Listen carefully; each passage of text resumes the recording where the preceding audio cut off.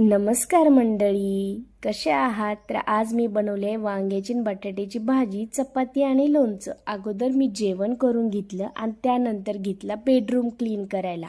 कारण आता येत आहे श्रावण आणि गणपती. तर म्हटलं चला पटकनी छान असा बेडरूम क्लीन करून टाकूया. आत्ताची बेडरूमची अवस्था तुम्ही बघितलीच असेल. दररोजच्या शूटमुळं आणि मुलांच्या दररोजच्या अभ्यासामुळं ह्या गोष्टींकडं फारसं कधी लक्ष जात नाही. पण आज सकाळी उठल्यावरच ठरवलं होतं की काही जरी झालं, जग इकडचं तिकडचं जरी झालं तरी आज बेडरूम हा क्लीन करायचा आहे. तर सुरुवात ही केली कपाटापासून. आता माझं कपाट हे तर खरं माझ्या लग्नाचं कपाट आहे, त्यामुळे त्याला टाकून दिवशी वाटत नाही आहे, कारण त्याच्याशी माझ्या खूप साऱ्या आठवणी जोडल्या गेलेल्या आहे. पण काय करणार, आता कपाटात कपडेच बसत नाही आहे.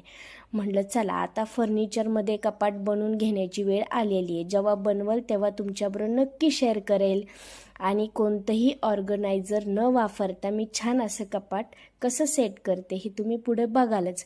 आता मी स्वराजला कपडे नेहमी जुडिओमधून घेते, कारण तिथं टी शर्ट पॅन्ट्स खूप रिजनेबल प्राईजमध्ये भेटतात आणि त्याला जीन्स खूप जास्त आवडतात. आता काय करणार, लहान मुलांना कपड्यांमध्ये जास्त आवड असते आणि मोठ्यांपेक्षा तर लहानांचेच कपडे जास्त महाग असतात. त्याचे देखील कपडे असे व्यवस्थित ठेवून दिले. आता हे आहे स्वराचं घागरांचं कलेक्शन. तिच्यापेक्षा तिने घागरे घालावे ही माझीच जास्त इच्छा असते आणि प्रत्येक वेळेस मी तिला घागरे, मला आवडला की तो घागरा मी तिला घेतल्याशिवाय राहत नाही आणि तिला ते बिलकुल आवडत नाही. आता छान असं कपाट मी इथं त्यांचा कप्पा व्यवस्थित आवरलाय मुलांचा आणि त्यांचे कपडे असे व्यवस्थित ठेवले. आता म्हणलं त्यांचा आवरलाय तर माझा तरी का मी मागं ठेवू. तर म्हणलं चला आज काही जरी झालं तरी आपला देखील कप्पा हा आवरूनच घ्यायचा. म्हणून इथं सर्व साड्या दररोज घालायच्या आणि फक्त अशा काढून व्यवस्थित अशा न ठेवता अशा ठेवून द्यायच्या. तर म्हटलं चला परत कधी दिवस उगवेल कपाट उरकायला माहीत नाही. म्हटलं चला आता काढलायच त्यांचा कप्पा आवरून तर माझा तरी कशाला मागं ठेवू. तर म्हटलं चला आता छान असं माझ्या देखील कपड्यांच्या अशा घड्या वगैरे व्यवस्थित घालून घेतल्या आणि असं छान व्यवस्थित साड्यांच्या घड्या घालून ठेवून दिला.